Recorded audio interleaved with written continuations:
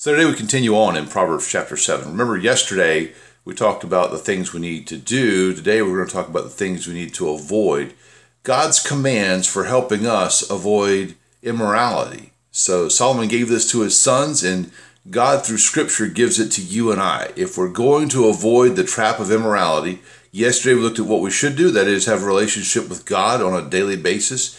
And today we're going to look at what we shouldn't do. And we look at verse 25. Do not let your heart turn to her ways or stray into her paths.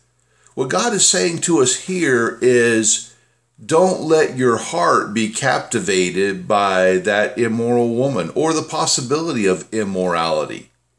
In other words, so we all have had that person that just we're so taken by. Oh my gosh, it was such an engaging conversation. And we just can't let our thoughts escape from what we're thinking about her, or maybe even if you're a girl, him.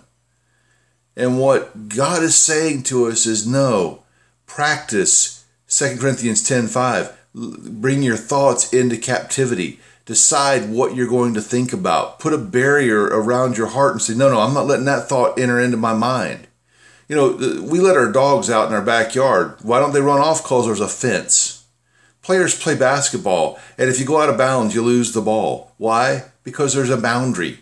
Boundaries are set up for a reason, and God has put boundaries in our lives and suggested boundaries in our lives, and this is a boundary He's suggesting to us. He's saying, hey, if you want to avoid immorality, you better put this boundary in your life. When you find yourself thinking about someone that you're not married to, time to stop. Time to bring that thought captive, and time to put a fence in and say, nope, not going there at all.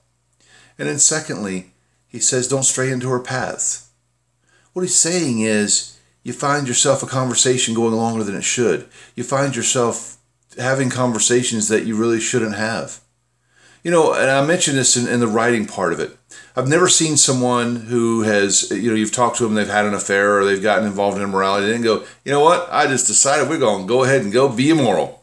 No, it just kind of happened.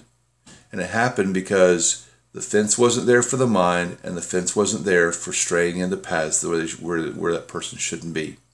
So what am I saying to you? I'm saying guard your mind. Put a fence up. Say, those thoughts won't happen.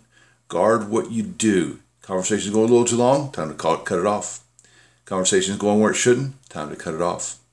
All this to avoid the trap of immorality. Now tomorrow we're going to look at where that trap leads you, and where the end is, and the results of that trap. But today, just want you to think about, where is that trap? Where could it come from? Who are the possibilities? If you think about the possibilities and you start to guard yourself, nope, that's going to end where I don't want it to, and I'm not going to let myself go beyond the fence that I've set up. If you want to read the whole devotional, go to www.practicaldevotional.com, and we'll see you tomorrow.